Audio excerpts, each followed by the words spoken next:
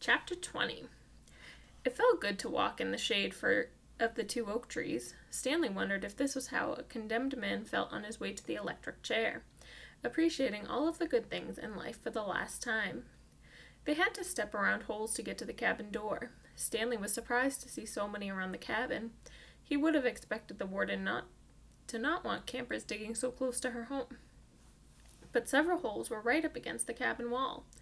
The holes were closer together here as well, and were different shapes and sizes. Mr. Sir knocked on the door. Stanley still held the empty sack. "Yes," the warden said, opening the door. "There's been a little trouble out on the lake," Mr. Sir said. "Caveman will tell you about it." The warden stared at Mr. Sir a moment, and then her gaze turned toward Stanley. He felt nothing but dread now. "Come in, I suppose," said the warden. "You're letting the cold out." It was air-conditioned inside the cabin. Her television was going. She picked up the remote and turned it off. She sat down on a canvas chair. She was barefoot, wearing shorts. Her legs were as freckled as her face and arms. "So what is it you have to tell me?" Stanley took a breath steadily to himself. "While Mr. Sir was filling the canteens, I snuck into the truck and stole his sack of sunflower seeds." "I see." She turned to Mr. Sir. "That's why you brought him here?" "Yes. But I think he's lying. I think someone else took the sack, and Caveman is covering up for X-ray as somebody. It was a 20-pound sack, and he claims to have eaten them all by himself." He took the sack from Stanley and handed it to the warden. "I see," the warden said again. "The sack wasn't full," said Stanley, "and I spilled a lot. You can check my hole." "In that room, Caveman, there's a small flowered case. Will you get it for me, please?" She pointed to a door. Stanley looked at the door, then at the warden, then back at the door.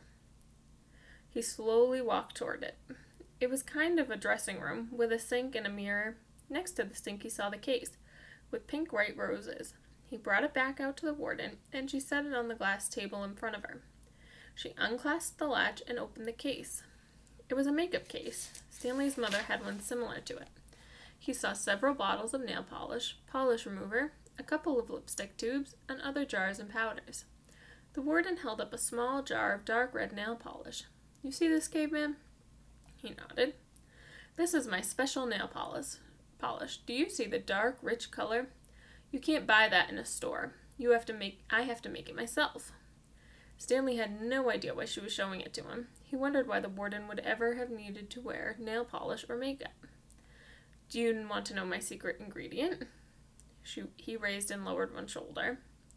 The warden opened the bottle. Rattlesnake venom. With a small paintbrush, she began applying it to the nails on her left hand. "It's perfectly harmless when it's dry." She finished her left hand, waved it in the air for a few seconds, then began painting the nails on her right hand. "It's only toxic while it's wet." She finished painting her nails, then stood up. She reached over and touched Stanley's face with her fingers. She ran her sharp, wet nails very gently down his cheek. He felt his skin tingle. The nail on her pinky was just barely touched the wound behind his ear. A sharp sting of pain caused him to jump back. The warden turned to face Mr. Sir, who was sitting on the fireplace hearth. So you think he stole the sunflower seeds?" "No, he says he stole them, but I think it was..." She stepped toward him and struck him across the face. Mr. Sir stared at her. He had 3 long red marks slanting across the left side of his face. Stanley didn't know if the redness was caused by her nail polish or his blood. It took a moment for the venom to sink in. Suddenly, Mr. Sir screamed and clutched his face with both hands. He let himself fall over, rolling off the hearth and onto the rug. The warden spoke softly. "I don't especially care about your sunflower seeds." Mr. Sir moaned. "If you must know," said the warden, "I liked it better when you smoked." For a second, Mr. Sir's pain seemed to recede. He took several long, deep breaths. Then his head jerked violently, and he let out a shrill scream, worse than the one before. The warden turned to Stanley. "I suggest you go back to your hole now." Stanley started to go, but Mr. Sir lay in the way. Stanley could see the muscles on his face jump and twitch. His body writhed in agony. Stanley stepped carefully over him. Is he "Excuse me?" said the warden. Stanley was too afraid to speak. "He's not going to die," said the warden. "Unfortunately for you." Chapter 21.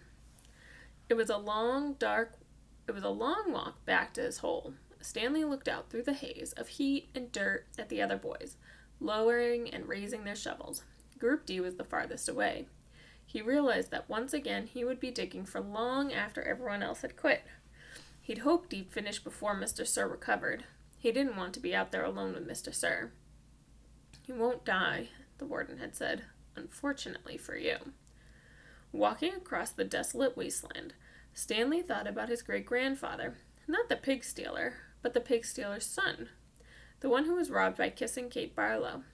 He tried to imagine how he must have felt after kissing Kate had left him stranded in the desert. It probably wasn't a whole lot different from the way he himself felt now. Kate Barlow had left his great-grandfather to face the hot, barren desert. The warden had left Stanley to face Mr. Sir. Somehow, his great-grandfather had survived for 17 days before he was rescued by a couple of rattlesnake hunters. He was insane when they found him. When he was asked how he had lived so long, he said, "Found refuge on God's thumb." He spent nearly a month in the hospital. He ended up marrying one of the nurses.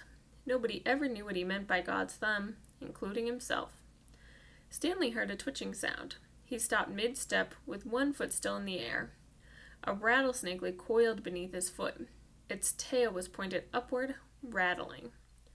Stanley backed his leg away, and then turned and ran. The rattlesnake didn't chase after him. It had rattled its tail to warn him to stay away.